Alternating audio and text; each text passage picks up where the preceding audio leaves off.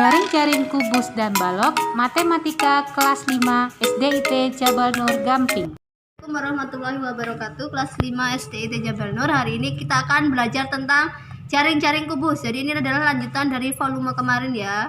Jaring-jaring kubus itu adalah rancangan yang bisa kita buat menjadi kubus. Ini di sini ada beberapa contohnya. Ini seperti ini. Ini Ustazah juga punya banyak ini. Nah, ini nanti tugasnya kalian adalah menggambar ini di buku tulis kalian masing-masing ya.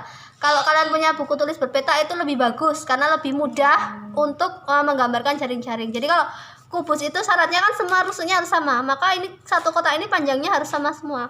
Kalau buku kalian berpeta itu sudah otomatis satu kotak itu sudah sama panjang. Tapi kalau bukunya nggak berpeta harus diukur benar-benar sama, nggak boleh agak besar atau agak panjang, itu nggak boleh kalau kubus. Sedangkan kalau balok ini Ustazah hanya memberikan contoh dua. Sebenarnya tidak hanya dua, ada banyak sekali untuk jaring-jaring balok. Tetapi di sini contohnya hanya dua. Tugas pertama adalah kalian menyalin ini. Nah, sekarang jaring-jaring itu maksudnya apa? Jaring-jaring itu misalnya ya, kita akan membentuk kubus. Ini saya buka ini halaman 102. Di sini ada tulisannya, berilah tanda centang pada bentuk jaring-jaring bangun ruang yang tepat. Apakah ini jaring-jaring kubus, apakah ini ya, apakah ini ya. Kalau iya dikasih centang, kalau enggak disilang atau mungkin enggak usah diisi.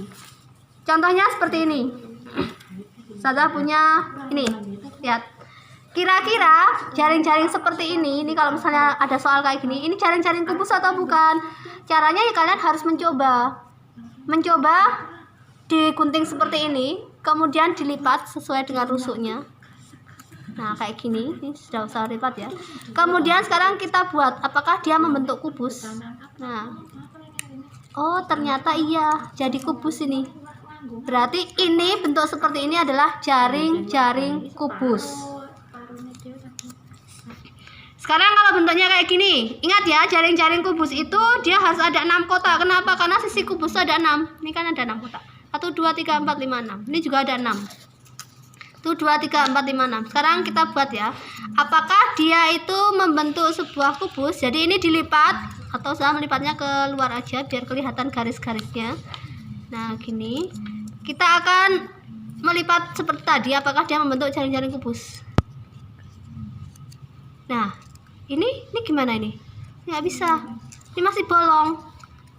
Ini benar 6, tetapi ternyata yang ini ketumpuk ada 2. Yang di sini malah bolong. Berarti yang bentuk seperti ini adalah bukan jaring-jaring kubus. Nah, untuk membuktikan dia jaring-jaring kubus, kalian bisa dengan mencoba, atau kalau kalian bisa membayangkan, oh seperti ini tuh nggak bisa nih dilipet-lipet ini, nanti ada yang numpuk, itu ya nggak masalah kalau kalian bisa membayangkan. Tapi kalau tidak bisa, kalian harus mencoba. Maka untuk tugas ini yang halaman 102 ini kalian coba, boleh dicoba, atau kalian bayangkan sendiri bisa atau tidak. Sama dengan balok ya, yang balok saya kasih contoh nih.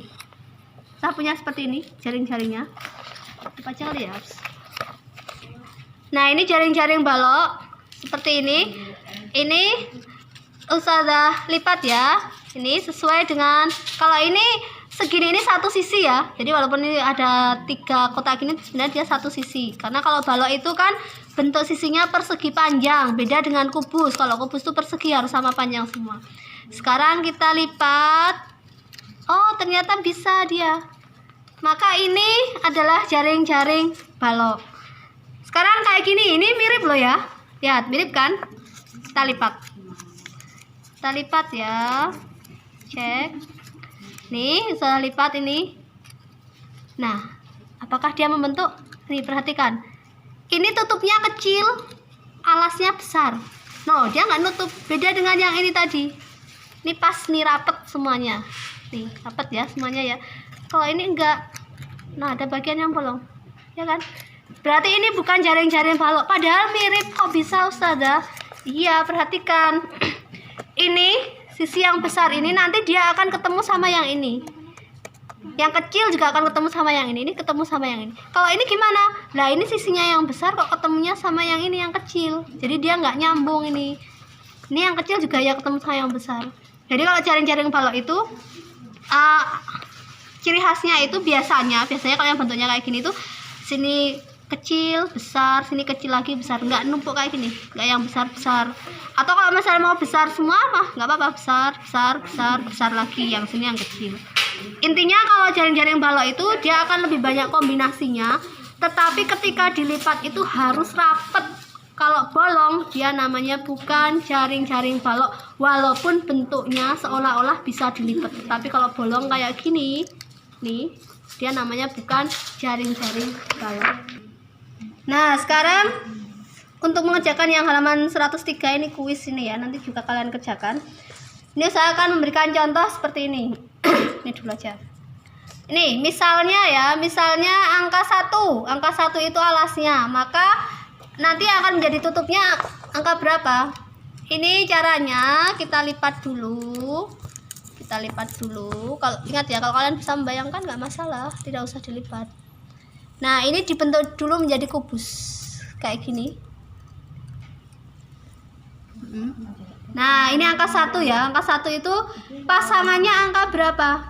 Ini 5, ini 1, ini 5. Maka ketika 1 menjadi alasnya, tutupnya adalah 5. Atau kalau 5 menjadi alasnya, maka tutupnya 1. Atau 1 itu sisi kanan, maka yang kirinya adalah 5. Intinya 1 itu berpasangan dengan 5. Kalau 3 alasnya, maka 6. Kalau 4 alasnya, maka tutupnya 2. Tetapi angka ini tidak paten kayak gini ya, bisa aja angka 1-nya di sini, 2 di sini, 3. Kalau bentuknya yang seperti ini, yang ada sayap-sayapnya kayak gini, nih, kita kasih contoh, yang ada sayap-sayapnya kayak gini. Biasanya ketika tutupnya itu ada di sisi sini misalnya, maka alasnya itu terpaut 2 langkah, 1, 2 di sini alasnya. Kalau tutupnya ini, alasnya 1, 2 di sini. Kalau tutupnya di sayapnya, ini ada sayapnya, maka pasangannya juga di sayap. Ini kalau di sayap, dia juga pasti di sayapnya. Ini di sayapnya, ini pasti pasangannya yang ini. Ini juga pasangannya ini. Ini pasangannya ini. Kalau yang ini, dia terpaut 2. Ini dia terpaut 2. Itu ya. Beda dengan kalau bentuknya itu ternyata seperti ini. Nah, ini sahabat nih. Kalau ini nggak punya sayap ini. Nih, kalau kayak gini kalian harus bisa membayangkan atau kalian mencoba. Misalnya angka 2 ini sebagai alasnya. Tutupnya yang mana? Kita buat dulu. Oke, ini saya buka lagi, kemudian dia menjadi kubus. Ini nomor 2 yang ini, nomor 2 pasangannya mana? 5. Oh, kalau 2 itu ternyata pasangannya 5 untuk jenis nomor-nomor ini. Kalau 1, 4. Kalau 6, 3. Ini kalau penomorannya kayak gini. Kalau di sini A, B, C, D, E ya nanti menyesuaikan. Intinya kalau yang nggak pakai sayap itu tidak bisa diprediksi kayak tadi saja harus loncat 2 gitu, nggak bisa. Kalau kayak gini ya kalian harus mencoba, atau kalian bisa membayangkan sendiri kalau angka 4 itu tutupnya, maka alasnya yang mana, itu kalian harus bisa mencoba sendiri. Begitu ya untuk pembelajaran hari ini.